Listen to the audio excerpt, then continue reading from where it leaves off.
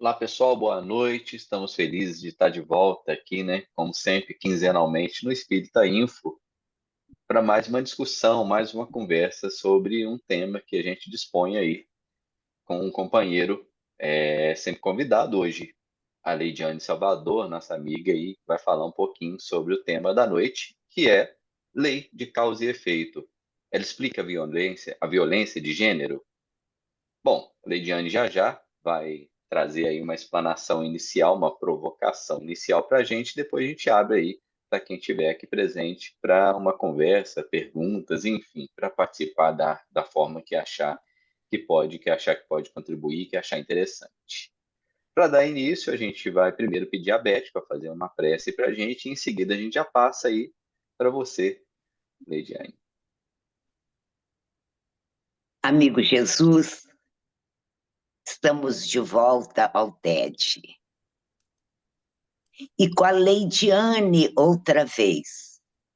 Que bom, Jesus, podermos contar com pessoas capazes de esclarecer para nós quantas vezes temas tão intrigantes.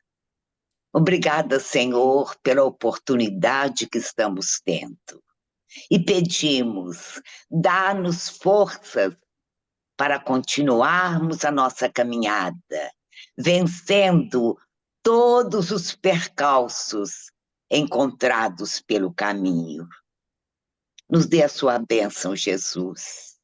Fala com o Pai por nós, que nós estamos confiantes na sua misericórdia. Assim seja. Leidiane, o canal do Espírita Info é todo seu, você fazer essa exposição inicial aí. Fique à vontade.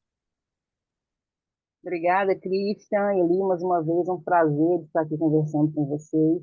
Agradeço à comunidade Espírita Info que me abraçou. Eu costumo dizer que eu sou uma pessoa antes e uma pessoa depois do Espírita Info. Como é bom estar compartilhando esses momentos com vocês, os nossos grupos de estudo.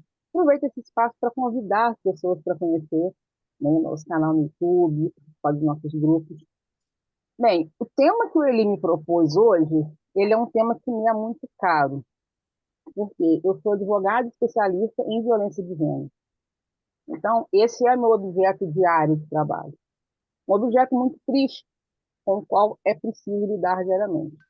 Então, quando ele me trouxe essa provocação, eu pensei em dividir essa nossa conversa de hoje em três etapas. Eu sou historiadora também, então eu vou focar um pouco na questão historiográfica, vamos passar um pouco para a questão espírita e chegarmos, enfim, na questão da violência de gênero propriamente dita. Já adianto para vocês, e eu vou chegar ao final dessa exposição, desses slides feitos, sem responder essa pergunta, porque é uma pergunta que não se esgota. Eu pretendo trazer hoje são pontos para que a gente possa ir refletindo ao longo da nossa conversa, mas sem chegar a uma resposta pronta. Porque nós vamos perceber, ao longo do que vamos conversando, que ao mesmo tempo que a gente teoricamente conseguiria dar uma resposta, explicar essa violência através da lei de causa e efeito, a gente vê que ela não se sustenta totalmente. Então não há como fechar uma resposta. Vou compartilhar o material com vocês aqui.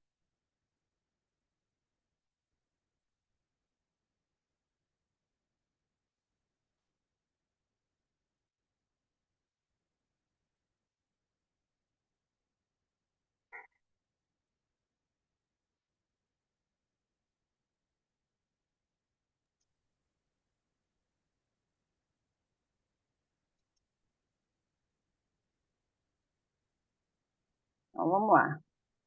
A lei de causa e efeito explica a violência de gênero? O que vem a ser lei de causa e efeito? É só dar uma googada que a gente acha uma resposta muito simples.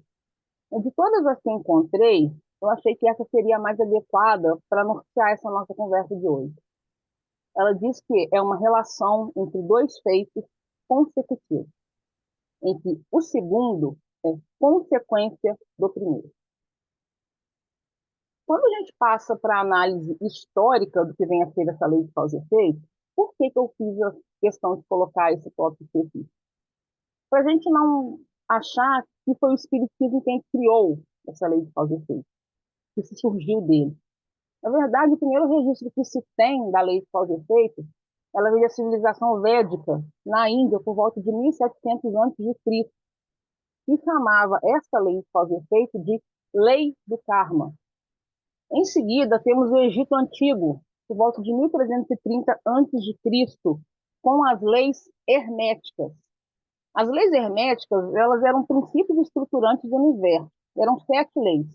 Dentre elas temos as leis de correspondência, leis do gênero. E na lei do gênero diz que o masculino e o feminino se manifestam em todas as coisas.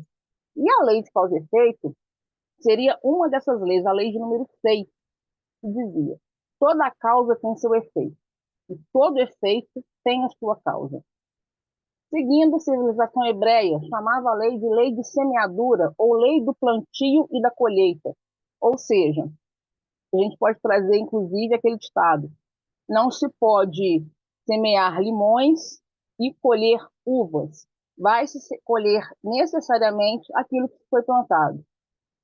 Seguindo, o apóstolo Paulo escreveu aos Gálatas, chamando-a de lei da semeadura e dizendo que todo o que o homem semear também colherá. E, por fim, nós temos a aplicação da lei de causa e efeito nas leis físicas, com a terceira lei de Newton, em 1687, que diz que para toda força de ação existe uma força de reação na mesma intensidade, mas em sentido contrário. Seria a lei de ação e reação, como Newton assim a denominou. E o Espiritismo? Como que a gente pode enxergar, entender a lei de causa e efeito segundo a ótica espírita? O André Luiz, pela psicografia do Chico, tem uma obra específica que trata sobre esse ponto, que é a obra Ação e Reação. Então, eu selecionei esse trecho dela porque, no meu entendimento, ele ajuda a gente a tentar construir uma possível solução para a questão que foi proposta.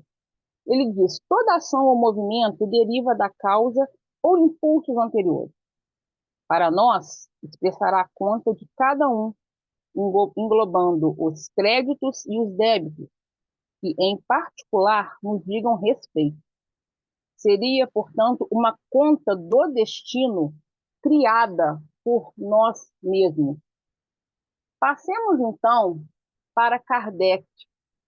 No Evangelho segundo o Espiritismo, no capítulo 5, que é o maior capítulo do livro, assim intitulado Bem-aventurados os que sofrem, no tópico Causas anteriores das aflições, no item 6, Kardec nos diz: todo efeito tem uma causa.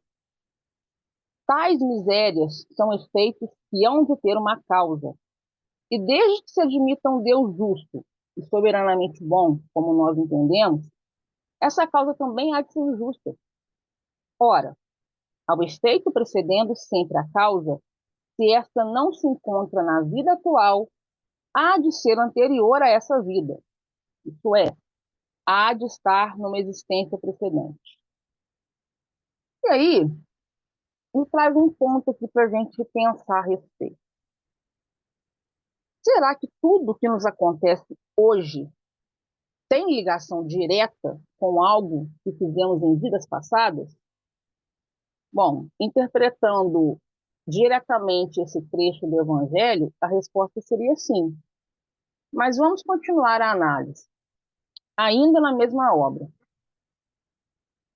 O homem, pois, nem sempre é punido, ou punido completamente na sua existência atual, mas não escapa nunca às consequências de suas faltas. A prosperidade do mal é apenas momentânea. Se ele não espiar hoje, espiará amanhã, ao passo que aquele que sofre está espiando o seu passado. Bom, a gente podia finalizar o estudo por aqui, né? Digamos que o Kardec está batendo o martelo dizendo que sim, tudo que acontece hoje é consequência de faltas que nós cometemos no passado. Mas vamos continuar mais um pouquinho. Cristo nos diz: não matareis a quem quer que mate merecerá condenação pelo juízo. Eu, porém, vos digo que quem quer que se puser em cólera contra seu irmão merecerá condenação no juízo. Com aquele que se disser irmão, és louco, merecerá condenação ao fogo do inferno. Ora, se nós estivermos aplicando a lei de causa e efeito, poderemos então estar afirmando que quem está sofrendo violência hoje estaria sendo punido por acessos de cólera do passado? Seguindo, ainda no Evangelho segundo o Espiritismo, no capítulo 9, item 4, injúrias e violência. Por essas máximas, Jesus faz da brandura, da moderação, da mansuetude, da afabilidade e da paciência uma lei. Condena, por conseguinte, a violência considerada como prática do mal. Ameaça com o fogo do inferno aquele que disser ao seu irmão: és louco. Fica uma questão para nós, então. Será que, partindo dessa máxima trazida por Jesus, quem sofre violência, caso venha assim surgir contra esse agressor de maneira violenta também, estaria praticando o mal injusto? Por que eu destaquei a expressão és louco em letras maiores? Porque quando uma mulher está inserida num contexto de violência de gênero, uma das palavras que ela mais ouve do agressor é que ela está louca. E esse termo, você está louca, está enlouquecendo, ele cai no contexto que a gente chama de violência psicológica. Passemos. O livro dos Espíritos vai nos dizer então distinguir o bem do mal. O bem é tudo que é conforme a lei de Deus. O mal, tudo que lhe é contrário. Assim, fazer o bem é proceder de acordo com a lei de Deus. Fazer o mal é infringi-lo. Podemos considerar que a lei de causa e efeito seria uma lei divina? Se ela for uma lei divina, se deve suportar todos os injustos com base na colheita de atos passados, sendo esses injustos o mal? Uma possível resposta está também no Livro dos Espíritos, questão 924. Há males que independem da maneira de proceder do homem e que atingem mesmo os mais justos. Nenhum meio terá ele de os evitar? Resposta: deve resignar-se e sofrê-los sem murmurar, se quer progredir. Sempre, porém, lhe é dado aurir consolação na própria consciência, que lhe proporciona a esperança de melhor futuro, se fizer o que é preciso para obtê-lo. Voltemos, pois, para o Evangelho segundo o Espiritismo. Não há crer, no entanto, que todo sofrimento suportado neste mundo denota a existência de uma determinada falta. Muitas vezes são simples provas buscadas pelo espírito para concluir a sua depuração e ativar o seu progresso. Será que podemos, então, dizer que nem tudo está diretamente ligado à lei de causa e efeito? Já que, segundo esse ensinamento dos espíritos, pode-se ser que alguém que esteja num contexto de violência esteja passando por uma prova previamente escolhida, sem que tivesse dado causa para que essa violência acontecesse? Tais são especialmente essas pessoas de instintos naturalmente bons, de alma elevada, de nobres sentimentos inatos, que parece nada de mal haverem trazido de suas precedentes existências, e que sofrem com resignação toda cristã as maiores dores, somente pedindo a Deus que as possam suportar sem murmurar. E aí eu trago um ponto para a nossa reflexão. Se os males podem atingir até os mais justos, é possível atribuir todas as ações injustas à lei de causa e efeito? Vamos refletir. Passemos então agora para a análise do segundo ponto da questão. O que vem a ser, então, violência de gênero? Ela é definida como qualquer tipo de agressão física, psicológica, sexual ou simbólica contra alguém em situação de vulnerabilidade devido à sua identidade de gênero ou orientação sexual. Dados atuais da Organização Mundial da Saúde revelam que 25% das adolescentes e jovens de 15 a 24 anos já foram vítimas de violência de gênero. O inimigo dorme ao lado.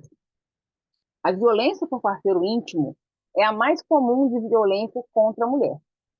Globalmente, até 38% dos assassinatos de mulheres são cometidos por um parceiro do sexo masculino. Dados do Brasil. Publicados em julho de 2024 pelo Anuário Brasileiro de Segurança Pública, referentes a 2023.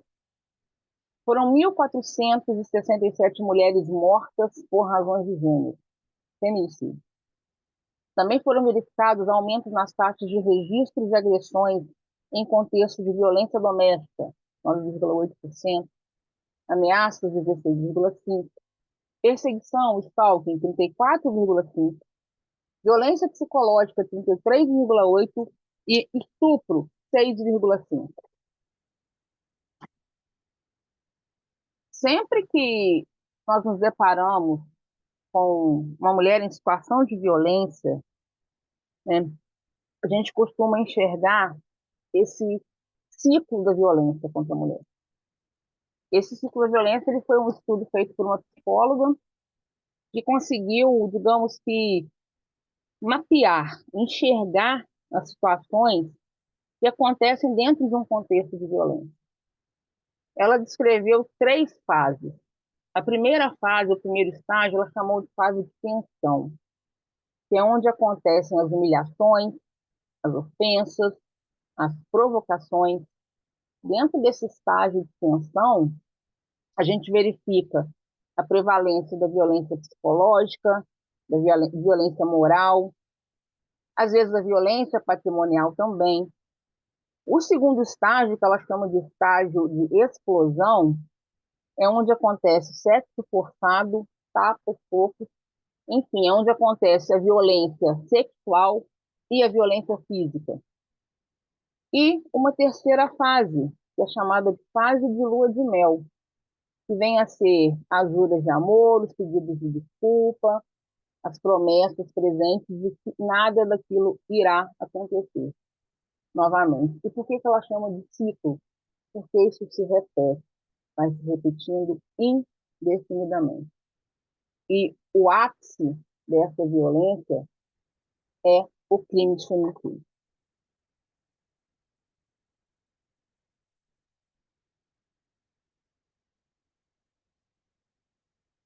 Eu trouxe alguns exemplos aqui para a gente conversar também depois de maneira mais detalhada, se for o caso, de violências de gênero que a gente consegue identificar.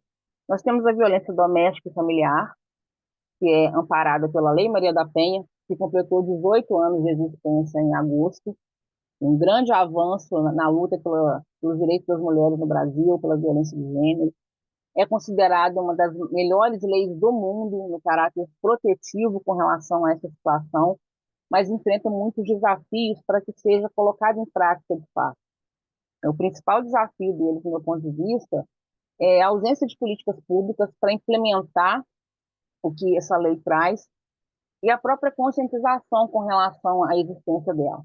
Muitas pessoas sabem que a Lei Maria da Penha existe, mas muitas pessoas também não sabem como fazer uso dela. Tanto mulheres em situação de violência, quanto até mesmo agressores, que muitas vezes nem sabem que estão na figura de agressores. Por quê? A Lei Maria da Penha, ela inova muito ao trazer para a gente 5 formas de violência que podem ser cometidas dentro do contexto doméstico familiar. E muitas pessoas acham que a violência, ela se resume à violência física, todo mundo conhece. Mas ela pode ser também de maneira psicológica, matrimonial, sexual, moral. E esse é o tipo de desafio, né? Que é levar para as pessoas o conhecimento dessas formas de violência. Temos também a violência psicológica, que virou um crime recentemente, acrescentado no Código Penal. E essa violência psicológica, ela tanto acontece dentro do contexto doméstico familiar, e aí ela vai ser abarcada pela Lei Maria da Penha, mas ela pode acontecer dentro de qualquer tipo de contexto. Temos o stalking, que é a perseguição, e aí essa perseguição, ela tanto pode ser física quanto virtual. Temos a violência política, nós estamos em época eleitoral, aí a gente vê como que mulheres são silenciadas quando é, tentam pegar a voz em bancadas, são silenciados, violentados dentro dos próprios partidos em relação à representatividade. Violência obstétrica que é um problema muito grave que nós temos e que pouco se fala a respeito também, que é não garantir à mulher, a parturiente, o mínimo de condições necessárias para que ela possa dar à luz de maneira tranquila. Temos a violência institucional, que é gritante, sobretudo dentro do judiciário. Temos o assédio sexual e o assédio moral. Dentro de violência sexual, nós temos importunação sexual e estupro, e também o feminicídio. Outras formas de que a violência aconteça são através de humilhações, insultos, menosprezar, desrespeito, invalidação, gritos, silenciamento e manipulação. Refletindo, então, mulheres vítimas dos mais variados tipos de violência semearam o mal para colherem toda sorte de violações de direitos humanos? Olha, se nós trouxermos a lei de causa e efeito ao pé da letra, responderíamos como sim. Se está se sofrendo algo hoje, é porque há uma causa pretérita. Mas e se essa mulher tiver escolhido isso como prova?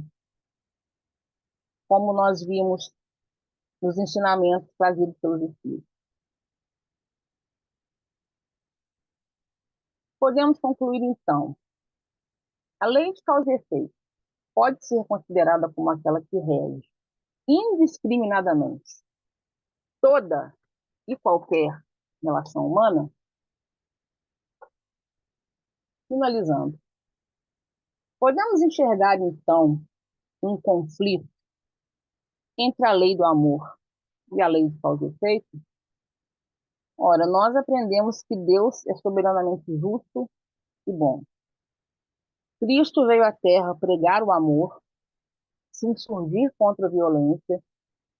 Nós vimos a passagem que nós lemos alguns slides atrás a esse respeito. Nós temos aquela clássica passagem que todos conhecem, que é oferecer a outra face em casos de agressão. E a lei de causa e efeito, ela vem para causar dor, sofrimento, indiscriminadamente? Bom, gente, era isso que eu queria trazer para a gente começar a conversar. Obrigado, Leidiane. Então vamos começar a conversar. Quem gostaria de começar a conversa?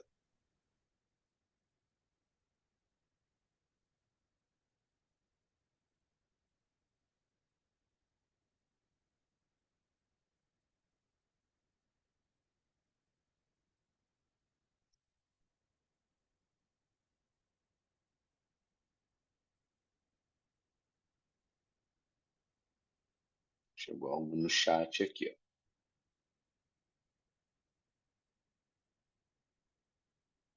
ó. Alguém gostaria de comentar? Ricardo? Leidiane, excelente, aprendi muita coisa aí. Tanto dessa parte histórica que eu não conhecia, eu não me lembrava dessa ideia do Paulo, né? De colheita e semeadura, eu não sabia que era ele que tinha, pelo menos na tradição judaico-cristã, quem tinha apresentado essa ideia, muito boa, e também as questões ligadas à sua área, a gente sempre aprende muito quando alguém traz a sua experiência profissional para cá. É sempre bom a gente lembrar que lei de causa e efeito, ela não tem um viés de negatividade, não é? Ela não contempla apenas as coisas ruins. A lei de causa e efeito, ela tem a ver também com facilidades, benesses, reconhecimento, amizades que o indivíduo recebe e que podem estar ligados a atuações desse indivíduo em existências passadas ou nessa encarnação, não é? Então, a lei de causa e efeito, ela contempla tanto coisas boas quanto ruins, portanto, ela pode se caracterizar por dissabores ou alegrias, e ela pode ter origem nessa encarnação, né? Lei de causa e efeito não é necessariamente vinculada a encarnações passadas. Ela pode se dar a relação de causa e efeito nessa encarnação. Então, a gente sabe disso, mas é sempre bom lembrar, principalmente se a live for assistida por pessoas que ainda não têm intimidade com a doutrina espírita. É importante a gente saber essas duas características dela. Eu estou convencido, como você, que muitos casos de violência doméstica não têm nenhuma relação com encarnações anteriores. São situações geradas num contexto de família, em que determinados indivíduos, com uma índole agressiva, se integram com outras pessoas e que se colocam por um motivo ou outro na condição de vítima. Então, eu acho assim, pelo próprio pensamento de Kardec, quando ele fala que a dor pode atingir até mesmo os justos, que a gente deve admitir que violência doméstica não é necessariamente uma condição ligada à lei de causa e efeito. O problema que eu vejo é quando a gente discute causa e efeito, e nas diferentes situações, é a gente querer alijá-la da discussão e querer colocar tudo como sendo resultado de um contexto atual, de escolhas atuais, e aí a gente sai de um excesso para outro. Se é errado admitir tudo a lei de causa e efeito, é igualmente errado admitir que ela não tem nada a ver com coisa nenhuma, né? A gente tem visto alguns companheiros do movimento espírita com algumas posições, a meu ver, excessivamente que extrapolam o pensamento espírita, né? Alguns colocam as coisas de uma forma, tipo um espiritismo de sorte e azar. Foi atropelado, deu azar. Sofreu violência sexual, deu azar. Veio uma tempestade, destruiu a casa do cara, levou tudo que ele tinha, deu azar. Então, é um espiritismo de sorte e azar, retirando das situações da vida as possibilidades de sua relação com o passado. Isso não encontra respaldo na literatura espírita em momento algum, desde a época de Allan Kardec, dos clássicos, e na obra mediúnica do século XX. Há muitas coisas que acontecem conosco que são expiatórias, que têm íntima conexão com atitudes nossas de encarnações passadas ou desta. Isso é um ponto pacífico na doutrina espírita. A gente não pode tirar isso da doutrina espírita, porque a gente não tem respaldo na doutrina, na literatura espírita, para negar essas possibilidades. Mas, da mesma forma, não podemos achar que tudo se resume a isso e que a questão é simples demais, como 2 e 2 são 4. Aqui eu trouxe só para ilustrar uma questão do Livro dos Espíritos que tem a ver com o que você colocou, a questão 861, que é muito importante a gente ter isso em mente, né? Ninguém é predestinado ao crime. Todo crime, como qualquer outro ato, resulta do livre-arbítrio do agressor, né? Então, ninguém reencarna para matar, para violentar, para estuprar. Isso não existe. Allan Kardec já refutou isso desde o início. Se isso acontece, o agressor responde pelo seu livre-arbítrio, tá certo? Isso é uma questão muito importante para a gente entender a situação toda. Mas que há situações em que o acontecido tem a ver com o passado, sim. E eu lembro aqui, Vida e Sexo, quando o Emmanuel examina os motivos que levam os casais a se constituírem na Terra, ou seja, o que é que faz com que um homem encontre uma mulher, ou um homem encontre outro homem, uma mulher e outra mulher, e formem casais? Dentre algumas coisas que o Emanuel coloca, uma delas é que está ali: inteligências que traçaram entre si a realização de empresas afetivas, ainda no mundo espiritual. E uma outra possibilidade: criaturas que já partilharam experiências do campo sexual em instâncias passadas. Então, muitas dessas relações que formam um casal são relações que têm um link no passado. E se tem um link no passado, tem correlações com escolhas, atitudes que nós cometemos. Então, às vezes, é possível que muitos desses casamentos que hoje terminam em violência sejam reencontros, embora de forma infeliz, de experiências do passado, e que eles ainda não estão conseguindo adequar uma vivência sadia, possivelmente já repetindo até mesmo experiências infelizes do passado. Então, é só alguma contribuição. Eu acho que você colocou a coisa de uma forma muito simples. A gente não pode dizer que tudo isso é causa e efeito, mas a gente não pode negar que em muitas situações haja, sim, componentes expiatórios, kármicos do passado. Leidiane, você gostaria de fazer algum comentário sobre o que o Ricardo apresentou?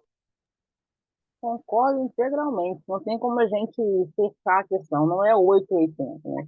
É questão de análise mesmo. Cada caso é um caso, mas sempre levando em consideração que o livre-arbítrio é que manda em todas as ações que teremos no dia a dia. Então, vamos voltar aqui para os companheiros. Se quiserem participar, é só levantar a mão. A gente passa a palavra. Quem gostaria?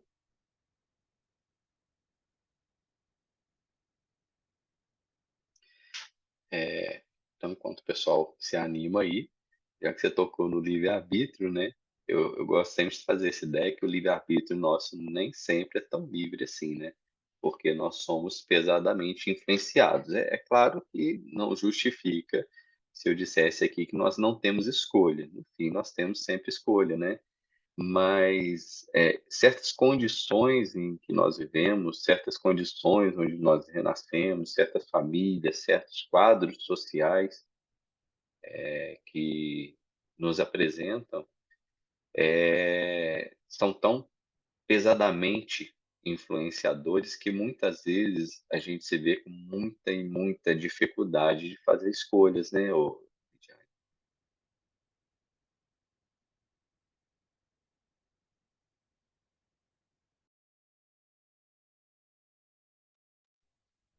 Sim, Christian, as questões sociais, elas são muito fortes. Em muitas situações, elas podem direcionar essas escolhas, tanto o meio em que se vive, quanto as experiências que se têm sendo visualizadas. Por exemplo, é muito comum nós termos agressores que cresceram convivendo com pais agressores também e que reproduzem esse comportamento na vida adulta. Da mesma forma que é muito comum também vermos mulheres em situação de violência que ou foram violentadas na infância ou cresceram também num lar violento, acompanhando mães, avós, tias, sendo vítimas de violência, de algum tipo de violência, e acabam naturalizando aquela situação. E em muitas situações tem inclusive dificuldade para reconhecer que existe uma violência, sobretudo quando não é uma violência física. Eu costumo dizer que a violência física todo mundo sabe o que é. Ela está escancarada ali, está sendo visível. Mas as outras nem sempre. Por exemplo, um exemplo que me vem muito à mente, a questão da violência sexual. Há pessoas que acham que pelo simples fato de estarem num relacionamento afetivo, sejam como casados ou namoro, em que a relação sexual ela é inerente àquela situação. E quando a gente fala que não, que existe uma figura chamada de estupro marital, muitas pessoas se assustam, tanto mulheres quanto homens, que acham que é natural que o ato sexual aconteça entre um casal. Mas, na verdade, tudo que não é consentido, que é forçado, que não vem da livre escolha, o livre convencimento da livre escolha, é considerado uma violência.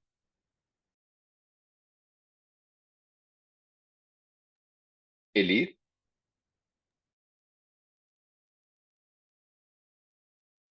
Leidiane, obrigado pela apresentação, pelas ideias. Esse é um tema que a gente tem discutido sobre vários aspectos, né? A lei de causa e efeito. É, é curioso, né? O Ricardo, de vez em quando, comenta isso, que até alguns anos atrás ninguém discutia isso, lei de causa e efeito, era isso e ponto. De uns anos para cá que a gente ficou meio perguntador, meio curioso, meio questionador, né? Eu queria começar por um ponto que o Ricardo tocou, né? Que é a ideia de que nenhum crime é predestinado, né? Nenhum criminoso vem, reencarnou para cometer um crime, né? Ninguém planeja uma reencarnação. Bom, planejar até planeja, né?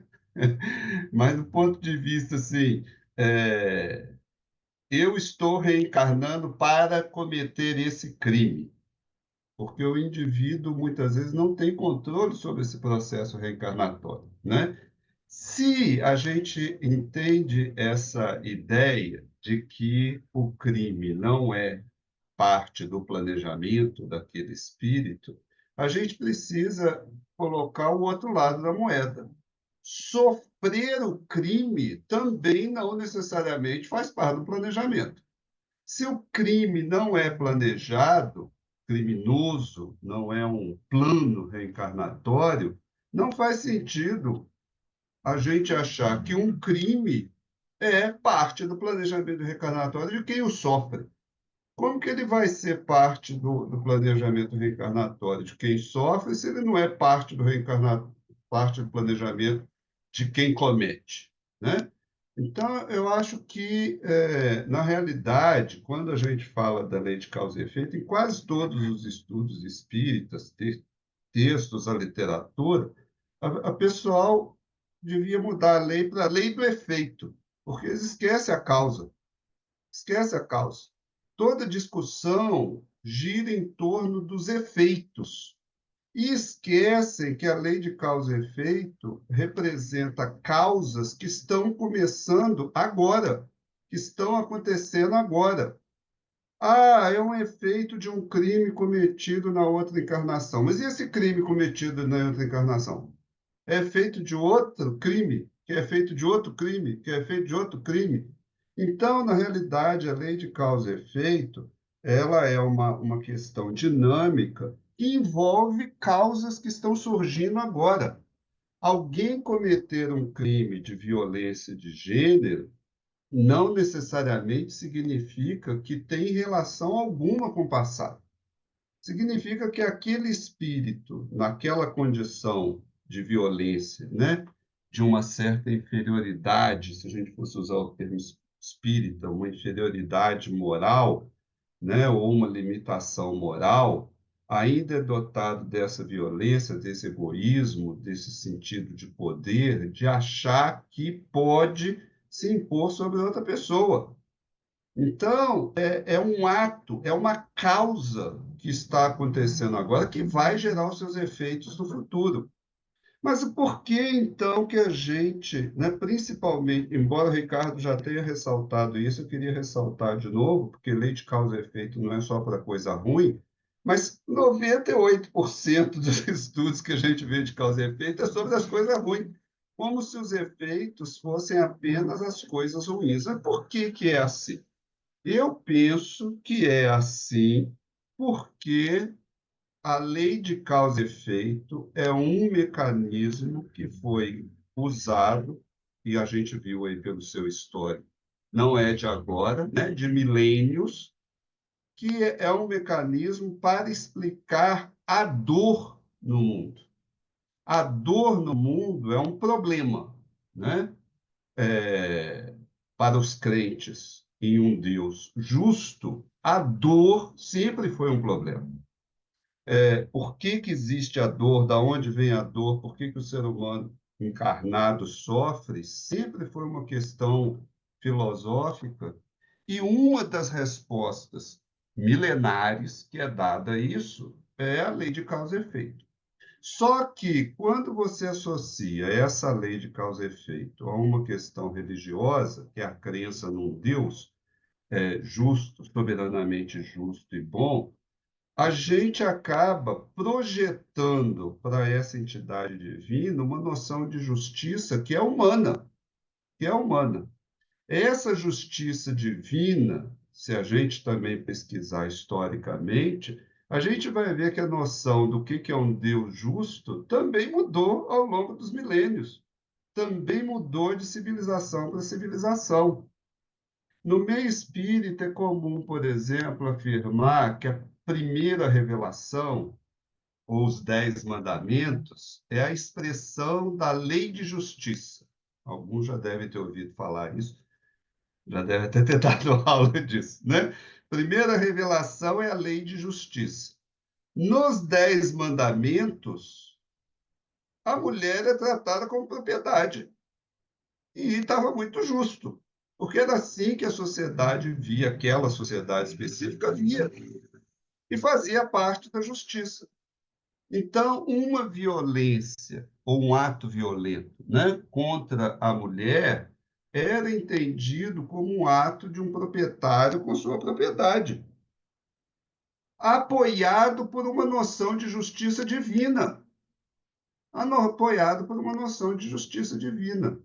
Então, essa ideia de que a lei de causa e efeito é o mecanismo básico para explicar a justiça divina, ele falha no ponto de que a gente não tem a mínima noção do que seja justiça divina. O que a gente chama de justiça divina é reflexo da justiça como os homens e mulheres, como seres humanos, entendem essa tal de justiça, ou projetam aquilo que deveria ser mais justo em cada tempo.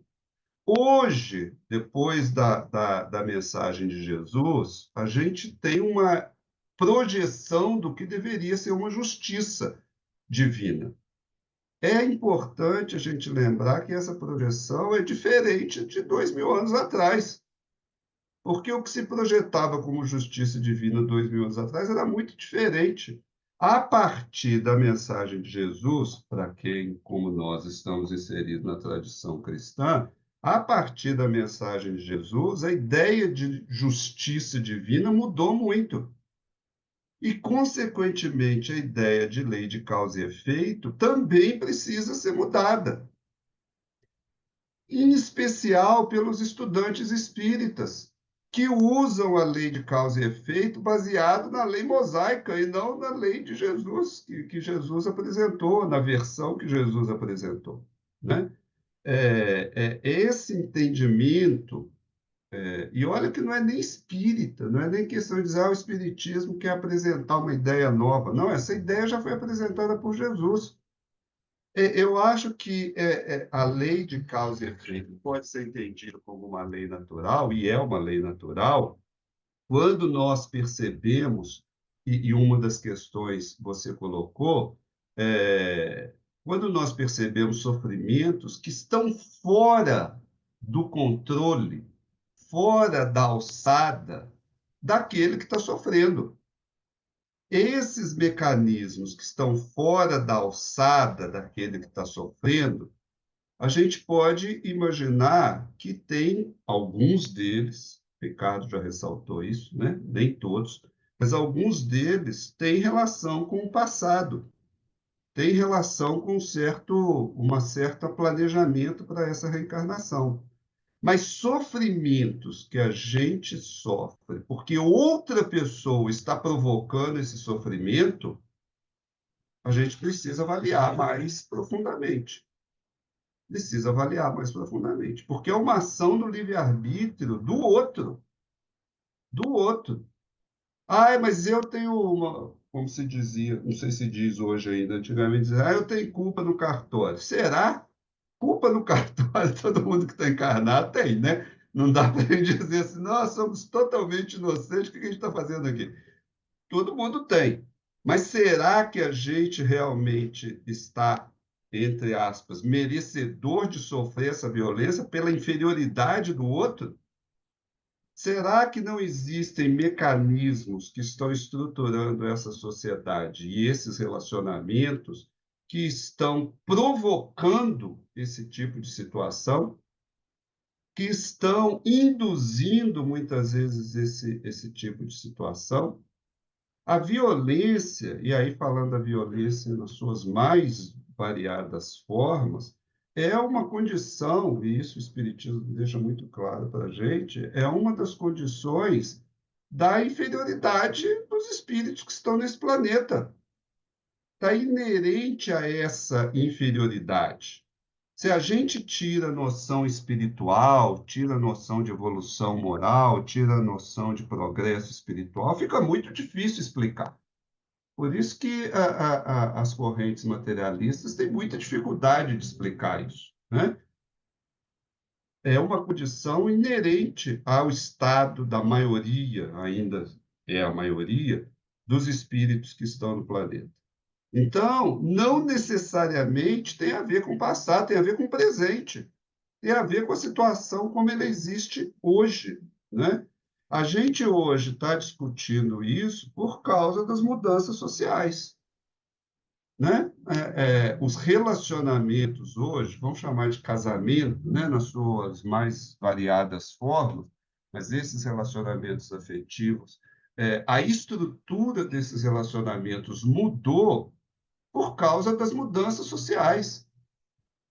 Não dá para imaginar que a lei de causa e efeito há 5.000 anos era uma, 2.000 anos era uma e agora é outra. O que está mudando é a estrutura social, é a forma, e está mudando a estrutura social porque nós, espíritos, estamos evoluindo. E estamos enxergando as questões morais, com as consequências sociais, de uma outra forma. Então, essa discussão sobre a questão de causa e efeito, ela precisa ser aprofundada no meio espírita, mas muito, né? Porque eu acho que, de forma geral, nosso pensamento, quando eu falo do movimento de uma forma geral, está muito rígido em relação a isso, né? Mas, para não dizer que eu só falei, eu queria te fazer uma pergunta, né? Eu já falei muito. Toda vez que eu, como leigo, né, porque sou completamente leigo nesse tema, a gente ouve falar disso, de notícia, de estudos, etc., etc., é apresentado o comportamento daquele que está cometendo a violência. A grande maioria dos casos, não sei nem se é quase a totalidade, geralmente os homens, contra a sua parceira, sua companheira, esposa, né? Esse comportamento masculino, ele é muito discutido, apresentado. Você citou a questão aí da educação, dos exemplos familiares. Eu queria saber se dentro da área que você tem estudado, as pessoas estão estudando o comportamento das parceiras. Por que que elas se mantêm nessa situação? Porque vira e mexe, as pessoas falam assim, mas ela não tem o que fazer, porque ela depende disso, depende daquilo. É só isso? É só essa dependência? Ou tem algo mais? Você tem notícia de estudos que aprofundam mais o porquê que muitas vezes algumas dessas mulheres continuam sustentando esse relacionamento. Você apresentou um infográfico que é um ciclo. Por que que esse ciclo não foi quebrado lá no primeiro estágio? Na hora que ela começou a sofrer humilhação, e não sei, por que que não quebra? Né? Qual que é a situação que está por trás, pelo menos do ponto de vista dos estudiosos, que leva uma mulher ou uma pessoa a sustentar um relacionamento abusivo? Essa seria uma questão que eu tenho muita curiosidade.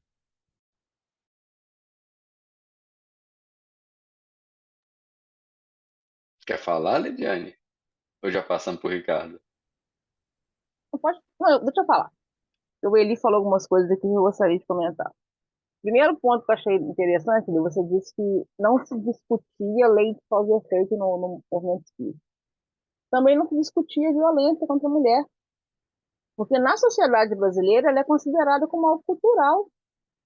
E vem lá da época de Cabral, quando os portugueses descobriram o Brasil. Isso veio trazido no bojo da sociedade portuguesa. A sociedade patriarcal em que a mulher ela é propriedade do homem e ele tem a condição de dispor das vontades e desejos dela do jeito que ele bem quiser. Então, essa mulher, historicamente, culturalmente, ela, ela vive sob a égide de um pai opressor, que decide com quem ela vai se casar, então ela passa para tutela do marido e ele continua agindo como dono dela. Isso é uma característica, infelizmente, muito arraigada na nossa sociedade. Tanto que precisou que uma mulher quase fosse morta 2 vezes pelo ex-marido, levasse a situação dela para uma corte interamericana de direitos humanos, para que essa corte condenasse o Brasil a reparar a situação daquela mulher e passasse a proibir situações de violência como a que ela sofria. E a Lei Maria da Penha fez 18 anos agora em agosto, mas antes da Lei Maria da Penha, não se discutia violência contra a mulher. Era uma coisa normal. Não, o marido ele tinha o direito de chegar em casa, por exemplo, e não encontrar a janta pronta e bater na mulher, porque ela não cumpriu com a obrigação dela, que era fazer a janta. E estava tudo certo. Ela foi criada desse jeito, ele foi criado desse jeito, e a sociedade encarava isso como normal. E quando acontecia, por exemplo, dessa situação de violência, ela vir a público, a mulher era acusada de ser a culpada daquilo. Ah, mas quem mandou você não fazer a janta quando ele tem direito de se bater? Era isso que a gente encarava o tempo todo, e ouvia, e via. Então, a Lei Maria da Penha, ela veio para encarar que essa violência toda não é uma coisa natural, que ela não tem que ser aceita. E por conta muito dessa questão cultural, eu já entro na sua pergunta. Por que muitas mulheres demoram, às vezes não rompem ciclos de violência? Por vergonha. Vergonha de se enxergar como vítima, vergonha do que a sociedade vai dizer ao apontar o dedo para ela. Porque pela sociedade brasileira, ela como mulher, ela foi criada para ser esposa, para ser mãe, para ser uma pessoa dedicada, é para ser a bela recatada e do lar. Se em uma desses pontos ela dá uma quebrada, ela, em tese, está provocando esse homem para que ele agrida, para que ele se insurja contra esse comportamento dela. E o que eu vejo muito no meu dia a dia? Quando uma mulher ela decide romper esse ciclo de violência, ela já passou por um histórico muito grande de violências. Não foi o primeiro tapa, não foi o primeiro xingamento, não foi a primeira humilhação pública que ela sofreu quando ela fala, não, não quero mais. E até chegar nesse estágio, tem todo um processo. Tem dependência emocional, tem dependência econômica, que ainda é muito forte. Tem questões de filhos, quando eles estão envolvidos. Então, uma mulher, quando ela está sofrendo violência e ela tem filhos, ela demora mais para se separar desse agressor. Por quê? Dentro das agressões sofridas, ele pode ameaçá-la de que vai tirar os filhos dela, pode ameaçá-la de que se ela sair de casa, ela vai perder todos os direitos dela. E a nossa sociedade não é educada para conhecer os seus direitos. Então, quando acontece um caso desse, o meu primeiro ponto é esclarecer para essa mulher todos os direitos que ela tem. E deixar claro de que ela saindo da casa em que ela está sendo violentada, ela não vai perder o direito àquele patrimônio. Não existe a figura do abandono do lar, então ela não perde direito patrimonial, ela não perde guarda de filho, ela não perde direito a alimentos, ela não perde nada. Ela só ganha ao sair desse tipo de situação. E é um processo. É muito difícil a gente conseguir chegar nessa situação, porque isso tem que partir dela. A Lei Maria da Penha, ela garante medida protetiva de urgência para essa mulher em situação de violência. Mas essa mulher tem que requerer essa medida. Se eu tiver uma vizinha que está sofrendo violência doméstica, eu não posso ir lá no judiciário e pedir uma medida protetiva para ela em meu nome. Eu posso fazer é denunciar aquela situação de agressão para que seja investigado. Mas se essa mulher não figurar como autora desse pedido de medida protetiva, nada pode ser feito. E a dificuldade é justamente fazer esse pedido. Por quê? O que que essa mulher pensa? Se eu peço uma medida protetiva, e ele não quiser sair de casa, como é que eu faço? A medida protetiva diz que ele tem que sair. Se ele não quiser sair. Às vezes ela pensa até nele. Ah, mas ele não tem para onde ir. O único imóvel que nós temos é esse, ele não tem família, eu vou mandar ele sair de casa. Ah, ele é um bom pai, então eu não vou fazer, eu vou deixar. E aí, infelizmente, a gente chega no ápice da violência, que é o feminicídio. O Brasil é um dos países que mais mata mulheres no mundo hoje. Tanto que, mais recentemente, nós tivemos uma promulgação de uma lei do feminicídio, endurecendo as penas para os homens condenados pelo crime de violência contra a mulher com caráter de gênero. É uma resposta da sociedade, mas a gente gostaria que não precisasse disso. Porque depois que a mulher já está morta, já acabou. Ok, o agressor tem que ser punido? Tem que ser responsabilizado pelos crimes? Tem. Mas essa mulher já não está aqui mais.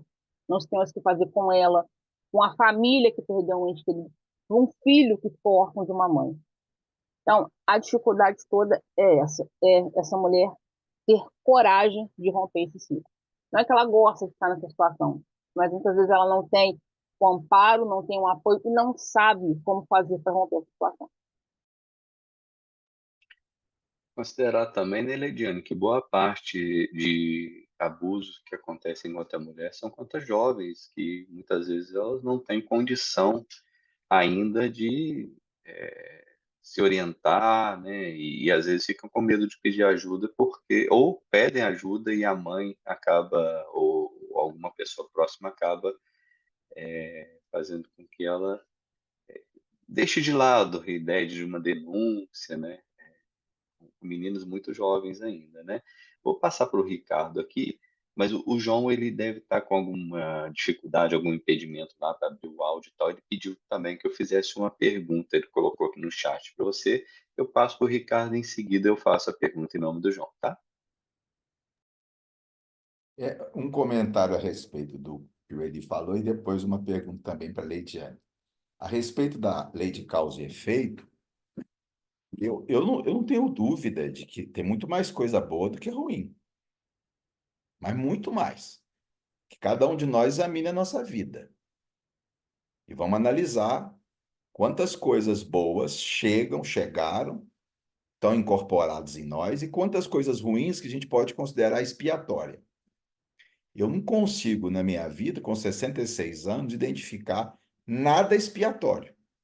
Dificuldade, sim, mas provas. Expiatório, nada.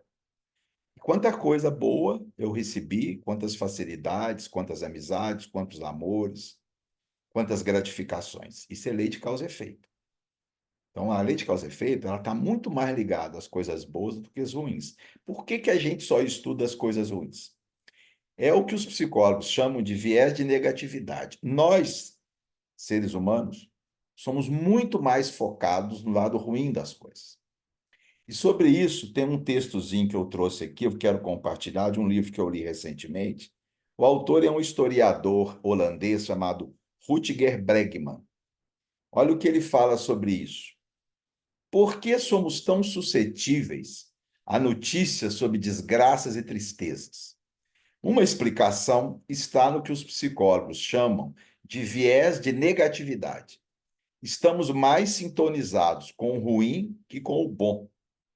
Nos tempos em que éramos caçadores-coletores, era melhor sentir 100 vezes mais medo de uma aranha ou de uma cobra que deixar de sentir medo uma vez. Medo demais não nos mataria. Medo de menos, sim. Então, a nossa mente foi construída num período extremamente hostil. E a gente teve que desenvolver esses mecanismos. A gente tem que se preocupar, valorizar, focar muito mais no lado negativo das coisas, porque são perigosos, do que o lado bom, que não traz perigo nenhum. É por isso que um comentário negativo que nos faz e nos magoa mais do que a alegria de 100 comentários positivos. A gente foca muito mais naquela crítica ruim do que nas 100 críticas boas. Uma cirurgia que dá errado causa mais impressão do que 100 cirurgias que deram certo. A minha sogra não consegue andar porque ela tem uma artrose de joelho, tinha que ter feito uma prótese há 20 anos. Nunca aceitou fazer, porque uma conhecida dela fez e piorou. Eu sentei e expliquei, Dona Ivone, de 100 pessoas que fazem essa cirurgia, 99 ficam ótimos, acaba a dor. Ah, mas é porque você não conhece a fulana. A fulana fez e piorou. Então, isso é uma coisa nossa, né? Isso é um problema nosso. E então não vamos conseguir resolver isso fácil. Com relação à questão da Lei Diane, no final de semana passada, uma amiga me procurou para dizer que assistiu uma palestra num centro espírita muito importante da nossa cidade, talvez o mais importante em termos de expressão, de uma expositora muito conhecida no movimento espírita nacional, uma senhora já de uma certa idade, e ela disse na palestra, em determinado momento, de uma forma até bem explícita, que em caso de violência sexual não se pode isolar totalmente a culpabilidade da vítima na agressão. Isso é uma questão gravíssima, e a gente já vê isso ser colocado há algum tempo. Mas será que a mocinha, será que... E começa a colocar algumas reticências a respeito disso. Tem algum fundamento isso, Leidiane? Em algum contexto você acha que a vítima de uma violência sexual tem ou pode ter culpabilidade na situação vivida? Não, Ricardo, afirmo categoricamente que não. Em nenhum tipo de situação de violência, a vítima, ela é acusada, é culpada dessa violência. Inclusive, em violência sexual, o principal desmotivador para que mulheres procurem a polícia é justamente isso, é de acharem que ela foi culpada. É aquela pergunta clássica de, mas o que você estava fazendo 2 horas da manhã na rua X? Por que você estava com a roupa Y? Como se isso fosse justificar a agressão do outro. Então, os casos de estupro, eles são muito, muito altos pelo próprio Anuário Brasileiro de Segurança Pública. Aqui em Juiz de Fora, né, porque a gente tem pessoas de outros lugares africanos, aqui na nossa cidade, está crescendo demais os casos de violência sexual contra crianças e adolescentes. Esse fato foi trazido para mim por uma delegada de mulher daqui, mas ela se mostrou extremamente preocupada por conta da subnotificação. Ela disse, os casos que chegam na gente, eles são alarmantes, eles são altos, mas eles não refletem a realidade. E justamente por quê? Por conta de pessoas como essa senhora que apontam a vítima como culpada pela violência que está sofrendo.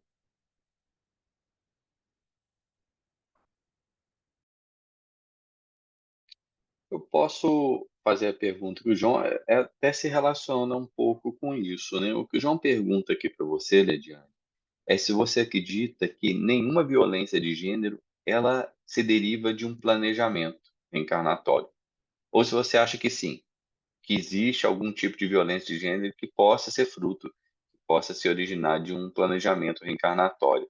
E se você acha que sim, qual seria, então? Eu acho que não. Eu acho que não. Da mesma forma que foi o Eli Ricardo que trouxe isso, não se nasce para ser violento da mesma forma que não se nasce para ser violentado. Então, eu acredito que não faz parte do planejamento, não. Isso é fruto do livre-arbítrio de quem está cometendo a violência.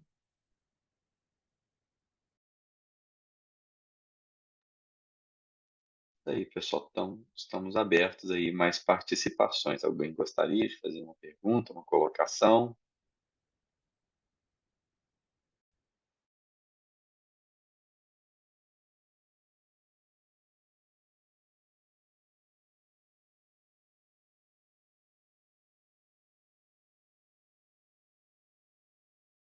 Mas, embora, Lidiane, a gente não possa culpabilizar a vítima, concordo plenamente com você, em situação nenhuma, mas conhecendo a hostilidade e a sexolatria presente em grande parte dos homens, principalmente em dados ambientes, determinados cuidados deveriam ser tomados por pessoas em certos contextos, no sentido de prevenir uma situação que poderia vir a acontecer.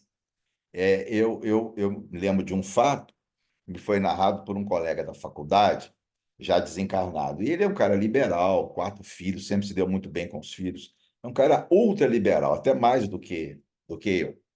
E um dia ele me contou que a filha dele, de 16 anos, era um sábado à noite, ele estava vendo televisão, e a filha estava arrumadinha para sair. E ele, aquela roupinha, saia muito curtinha, né? Barriguinha de fora, essa coisa toda. E quando ela passou na frente dele, ele perguntou para ela assim: Ô Fulaninha, aonde você vai vestida desse jeito? E ela levou um susto, né? Pô, pai, que é isso? O senhor nunca se preocupou com a minha roupa, agora vai tomar conta da maneira de eu me vestir? Ele voltou e disse: Não, eu estou perguntando onde você vai. Porque se você me disser que vai no encontro com os colegas da escola, que vai no aniversário de uma amiga, tudo bem. Mas se você me disser que vai desse jeito, em determinado local, onde podem estar indivíduos que podem ter um tormento, um transtorno qualquer, você se coloca em risco. É nesse sentido que eu coloquei a questão para a discussão. Então, embora a gente nunca possa culpabilizar a vítima, conhecendo a índole de certas pessoas, é de boa medida, penso eu, tomar certos cuidados. Não sei se você concorda com isso. O que que você acha, Liliane? Concordo, o cuidado ele tem que ser tomado por todos nós em diversas situações. Por exemplo, se nós temos conhecimento de que uma certa área é extremamente violenta, por que a gente vai procurar esses lugares? Então, assim, cabe a nós também termos cuidado e cautela conosco. A gente não consegue controlar as reações dos outros, a gente consegue controlar as nossas reações. Então, assim, se manter fora de situações de perigo é uma coisa saudável para todos nós. Então, acho que nesse sentido é importante, sim. Deixa eu dar uma provocada, então, em relação a isso. É porque, assim, eu também não sou conhecedor profundo dessa área, mas acho que é um fato comum conhecido que os casos de violência, principalmente sexual, eles acontecem principalmente por pessoas próximas. Então, assim, a forma como você vai vestido ou onde você vai importaria pouco, porque a maior parte dos casos é um tio, é um pai, né, é um amigo da família que frequenta a casa, né, constantemente, ou às vezes é um colega de faculdade que está sempre contigo ali, está ali 3, 4 anos naquela faculdade contigo. Então, são pessoas próximas, né? É claro que existem casos que são de alguém que aleatoriamente escolhe a sua vítima ali, mas a maior parte dos casos é de pessoas próximas. Então não importaria pouco, não estou dizendo que não tem importância, mas é uma provocação mesmo, não importaria pouco a roupa, o local onde você vai com aquela roupa? O que que você acha? Concordo. Tanto que a gente tem casos de bebês sendo estuprados. O que tem no vestimento de um bebê que pode incendiar o desejo de outra pessoa em abusar daquele ser inocente? Então, assim, e o fato de esses abusos eles acontecerem em grande maioria de pessoas próximas é que inviabilizam ainda mais a questão das denúncias, que deixam as vítimas, né, elas menos propensas, porque é aquela coisa, né? É o amigo da família. Então, vão acreditar em mim que o amigo fulano fez isso. É o pai. Como é que eu vou chegar para minha mãe, por exemplo, e dizer que meu pai está abusando de mim? Pior ainda, a gente tem visto ultimamente muitos casos de idosos sendo presos como abusadores, tanto em casos de estupro como de pedofilia. Como é que você vai encarar um avô nesse sentido? Vai chegar uma neta para a mãe e falar: Mãe, meu avô está abusando de mim. Então, isso tende a ficar ainda mais restrito dentro do ambiente doméstico e esses agressores eles se sentem protegidos dentro daquele espaço. Por isso, em um dos slides, eu coloquei o título: O inimigo dorme ao lado. Porque os maiores índices de violência, e principalmente a sexual, estão dentro de casa, de pessoas próximas com quem se tem um bom relacionamento. Eu tenho uma amiga, ela é mãe de menina, feminista, assim, até o último fio de cabelo, E ela diz, de maneira muito acertada, e que eu concordo com ela, se vocês, mães, soubessem o que acontece no mundo, vocês não deixariam suas filhas sozinhas com ninguém, só com você. E às vezes, dependendo da sua índole, nem você é bom para o seu próprio filho. A gente tem que ter muito cuidado com quem a gente coloca dentro de casa. E isso acontece também no caso de violência doméstica, principalmente. Normalmente, o que nós vemos é que esses agressores, eles não têm perfil de agressor. Geralmente, é o bom vizinho, é o grande amigo no trabalho, é aquela pessoa que todo mundo gosta muito dele, mas que em casa ele tira essa máscara que ele usa na rua e só quem está ali dentro se conhece. Mas como essa máscara do lado de fora ela é tão bem sustentada, essa vítima ela se sente inibida de mostrar para a sociedade que ela está sofrendo, porque ninguém vai acreditar nela. Aí, pessoal, alguém gostaria de fazer uma última pergunta ou uma última colocação? João Márcio? Boa noite, meu povo. Tô chegando bem na hora, né? Parabéns, Lidiane, deu um show aí, muito bom, viu? Eu queria fazer uma pergunta bem rápida. Você trouxe muitas informações e você tem a sua área. Lidiane, tem alguma relação ideologia política com essas práticas? Porque é muito comum a gente ouvir isso, inclusive de lives espíritas, que tem uma certa relação. Por exemplo, a maioria dos abusadores seriam de direita, ou vice-versa. Tem alguma relação, algum estudo, alguma estatística? Ou você acha que ideologia política independe, não leva ninguém a cometer esse ato, ou pode estimular? O que é que você acha disso? João, eu acho que ideologia política não responde isso, não. Isso é da índole do ser humano, é do livre-arbítrio dele. Então, a gente vai encontrar, entre aspas, monstros de direita e de esquerda. Isso é do próprio ser humano.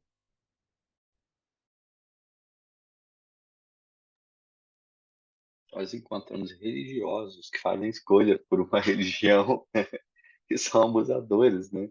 É o contrário, né? Ele é um abusador que escolhe alguma coisa, né? São pessoas comuns. Acho que um grande problema é esse, né, Eli? São pessoas comuns entre nós e que a gente não enxerga, né? A menos que venha uma denúncia, que surja alguma coisa aí no caminho que vai colocar essa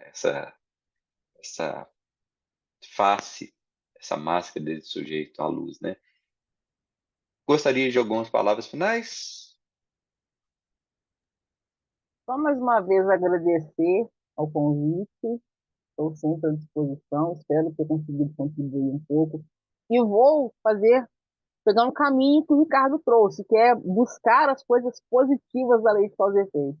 Porque é a pergunta do nosso estudo de hoje, ela remete para coisas negativas. Então a gente acaba focando muito naquela situação. Mas, de fato, há muito mais coisas boas delas do que negativas. E isso, até pegando um ponto que o Ricardo trouxe, por que a gente tende a enxergar mais o lado ruim das coisas? Porque coisa ruim é o que dá engajamento em redes sociais, é o que vende em termos de notícias. Então, nós somos voltados para esse lado por conta disso, também de forma cultural. No mais, obrigada, gente. Próximo estudo você vem para falar da lei de causa e efeito, da lei de causa e defeito. É joia?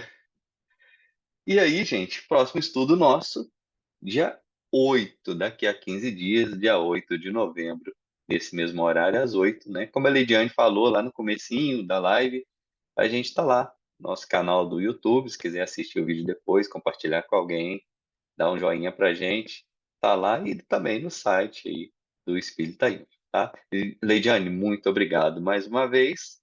Vamos passar a palavra para o Zenóbio para ele fazer uma prece de encerramento para a gente. Vamos elevar os nossos pensamentos à nossa divina luz, agradecendo a Lidiane pelo conteúdo dos conhecimentos e da nossa palestra da noite de hoje, muito promissora, muito interessante. Senhor, fazei de nós instrumentos do bem. Não nos deixeis cair sem que tenhamos forças para levantar. Ajudai-nos a compreender o que ainda não conseguimos alcançar pelas nossas inferioridades. Divina luz, abençoai os nossos esforços de cada dia. Não deixeis que se opere mudança em nossas almas, que não seja para melhorar no discernimento, na caridade e no amor.